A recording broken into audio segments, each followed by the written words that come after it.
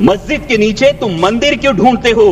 भविष्य की ओर देखो, तुम इतिहास पर क्यों लड़ते हो? वो लड़ाएंगे भड़काएंगे, लेकिन राष्ट्रहित का रुख तू कर, किसानों के हित में हमेशा इंसानियत की बात तू कर, माननीय सदस्य से अमोल कोल्हे जी. सबसे पहले मैं महात्मा ज्योतिराव फुले को अभिवादन करना चाहूंगा, कारण महात्मा फुल्यांनी लिहिलेला शेतकऱ्याचा असूड हा सरकारच्या अनेक धोरणांवर ओढण्याची आता वेळ आलेली. अध्यक्ष महोदय, जहां देश की 2/3 आबादी खेती पर निर्भर है, वही खेती के लिए आवंटन है मात्र 3.1%. मार्केट इंटरवेंशन स्कीम हो या फिर प्राइस सपोर्ट स्कीम हो, उसके लिए आवंटन है 0. प्रधानमंत्री फसल बीमा योजना में कटौती है 23%. अध्यक्ष महोदय, माननीय प्रधानमंत्री जी ने महाराष्ट्र में आकर किसानों को गारंटी दी थी सोयाबीन को 6,000 रुपए प्रति क्विंटल दाम देने की, लेकिन एमएसपी मिली 4,800 और उसमें भी एमएसपी पर जो खरीद हुई वो खरीद है मात्र 20%. बाकी 80% किसानों को अपना सोयाबीन 3,500 4,000 में बेचना पड़ा, जहां की लागत का खर्चा है 7,000 रुपए प्रति क्विंटल. तो कैसे होगी कि किसान की आय दुगनी, और क्या हुई माननीय मोदी जी की गारंटी?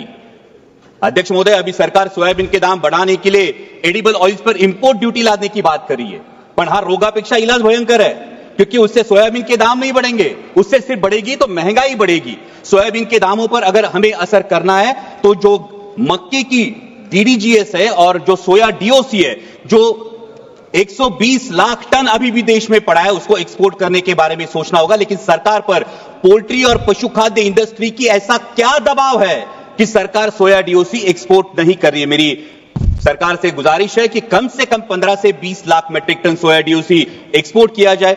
और वैसा ही बहुत इंपॉर्टेंट मुद्दा है प्याज का. जब प्याज को एमएसपी देने की बात आती है तो सरकार कहती है कि प्याज जीवनावश्यक वस्तु नहीं है, लेकिन जैसे ही किसान को 4 पैसे मिलने का अवसर निर्माण होता है तो सरकार निर्यात पर पाबंदी लगा देती है, निर्यात शुल्क लाद देती है और कहती है प्याज तो जीवनावश्यक वस्तु है. अध्यक्ष महोदय, हमारे देश में कई समाज ऐसे जो कभी भी प्याज नहीं खाते.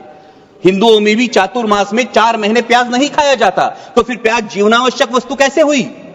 अध्यक्ष महोदय, अगर ग्राहक को एक औसतन अगर कंजम्पशन देखें तो 5 से 6 किलो औसतन कंजम्पशन होता है. 60 रुपए किलो में भी अगर प्याज खरीदना पड़ता है ग्राहक को, तो भी सिर्फ 300 350 रुपए उसका खर्चा होगा, जो आपके मोबाइल रिचार्ज से भी कम है. इसलिए मेरी सरकार से मांग है कि प्याज पर हमेशा के लिए निर्यात पाबंदी हटाकर जो 20% निर्यात शुल्क है उसे अविलंब रद्द किया जाए और प्याज को एमएसपी के दायरे में लाकर 3,000 रुपए प्रति क्विंटल का दाम सुनिश्चित किया जाए. वैसे इस बजट में बहुत सारे मिशन का अनाउंसमेंट हुआ, लेकिन बहुत सारे मिशन के बारे में नाव सोनू भैया ने हाथी कथला सवाड़ा है, क्योंकि कथनी और करनी में बहुत अंतर दिखाई देता है. जहां पल्सेस में देश को आत्मनिर्भर होने की बात की जाती है, वही अभी किसान मार्च अप्रैल मई में चना बेचने के लिए मार्केट में आएगा, लेकिन सरकार ने पीले मटर का 31 लाख मीट्रिक टन आयात की है. ये पीला मटर खाने के लिए नहीं, बेसन में चने की जगह अडल्ट्रेशन के लिए यूज होता है और चने के दाम गिरा देता है. अभी भी 31 मई तक आपने पीला मटर का जो इंपोर्ट है, ये खुली आयात को परमिशन दे दी है.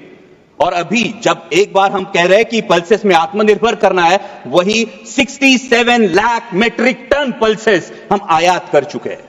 तो हम आयात आत्मनिर्भर किसे करना चाहते हैं? हमारे देश के किसानों को, या ऑस्ट्रेलिया, रूस, टर्की, म्यांमार के किसानों को हम आत्मनिर्भर करना चाहते हैं? वैसा ही अहम मुद्दा है mission on vegetables and pulses. बहुत अच्छी बात है, लेकिन इसके लॉजिस्टिक, कोल्ड चेन और स्टोरेज के लिए क्या प्रावधान किए जा चुके हैं? आज मेरे नारायण गांव में टमाटर किसान को बेचना पड़ता है सर 4 से 5 रुपए किलो में, और शहरों में ग्राहक खरीदता है 20 से 25 रुपए किलो में. इस मुनाफे पे क्यों कोई भी नियंत्रण नहीं है? और इसका कारण है ये बिचौलियों की श्रृंखला. इसके बारे में सरकार को विचार करना चाहिए. वैसा ही अहम मुद्दा है प्रधानमंत्री फसल बीमा योजना, जो योजना बार बार किसानों के लिए कम और बीमा कंपनियों के लिए ज्यादा फायदेमंद साबित हो रही है. इस साल का प्रीमियम है सर 10,000 करोड़. बीमा कंपनियों को जो प्रीमियम मिला है वो है 10,000 करोड़ का, और नुकसान भरपाई का जो भुगतान है वो है मात्र 680 करोड़, 7% से भी कम. और सभी नियम सिर्फ किसानों के लिए. बीमा कंपनियां तो कोई नियम फॉलो ही नहीं करती. इसका मतलब योजना किसानों के लिए, पैसा सरकार का यानी टैक्स पेयर का, और भला हो रहा है बीमा कंपनियों का. इसे मराठी में कहते हैं आंधळ दळते यानी कुत्र पीठ खाते. और एक बहुत अहम मुद्दा है, महाराष्ट्र की महायुति सरकार में सत्ता में आने से पहले किसानों से वादा किया था ऋण माफी का. सरकार के इस आश्वासन की वजह से किसान अब ऋण माफी की तरफ आस लगाए बैठे हैं, और मार्च एंड होने की वजह से बैंक्स किसानों के पीछे रट लगाई है. आज महाराष्ट्र में हर दिन 7 किसान आत्महत्या कर रहे हैं. क्या कृषि प्रधान देश के लिए यह सम्मानजनक बात है? और अंत में दो ही मुद्दे सर।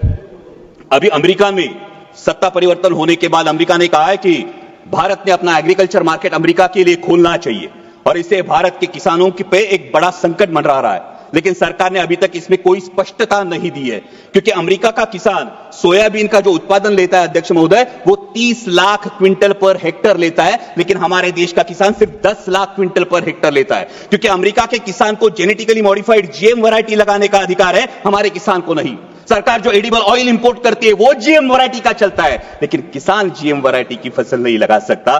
तो कैसे होगा? जहां अमेरिका अपने किसान को सक्षम कर रही है, वही हमारे विश्व गुरु देश का किसान अभी भी एमएसपी के लिए जूझ रहा है। सर, प्रधानमंत्री जी ने एक बहुत प्यारी बात कही महाकुंभ के बारे में वक्तव्य देते वक्त। उन्होंने कहा कि नदी उत्सव मनाना चाहिए, लेकिन ये नदी उत्सव नदियों का खोलीकरण, रुंदीकरण और पुनरुज्जीवन होगा, तभी असली नदी उत्सव होगा। सर, महाराष्ट्र में कैलाश नागरे जैसा एक युवा प्रगतिशील किसान अगर खेतों को पानी नहीं इसलिए खुदकुशी करता है, तो क्या यह हमारे पॉलिसी पे तमाचा नहीं है? सर, आज हर कोई बहुत सारी चीजें खोदने की बात हो रही है, लेकिन डैमों में जो मिट्टी जमा हुई है सर, 30 से 40% कैपेसिटी हर किसी डैम की कम हुई है। शायद उत्तर भारत में इसका प्रमाण और ज्यादा होगा, लेकिन इसकी मिट्टी खोदने का कोई प्रावधान अब तक किया नहीं। अंत में इतना ही कहूंगा सर, मैं सरकार से गुजारिश करता हूं कि हमारे देश को, किसान को पर्याप्त पानी, अच्छी क्वालिटी का बीज, उत्पाद को सही दाम और इंटरनेशनल मार्केट में कंपीट करने के लिए फ्री हैंड दीजिए। वो सरकार के कथित 17 रुपए दिन के सम्मान का मोहताज नहीं। और जाते जाते इतना ही कहूंगा, मस्जिद के नीचे तुम मंदिर क्यों ढूंढते हो? मस्जिद के नीचे तुम मंदिर क्यों ढूंढते हो? भविष्य की ओर देखो, तुम इतिहास पर क्यों लड़ते हो? ठीक है, धन्यवाद। वो लड़ाएंगे भड़काएंगे, वो लड़ाएंगे भड़काएंगे, लेकिन राष्ट्रहित का रुख तू कर, किसानों के हित में हमेशा इंसानियत की बात तू कर, इंसानियत बात तू कर। जय शिवराय, धन्यवाद।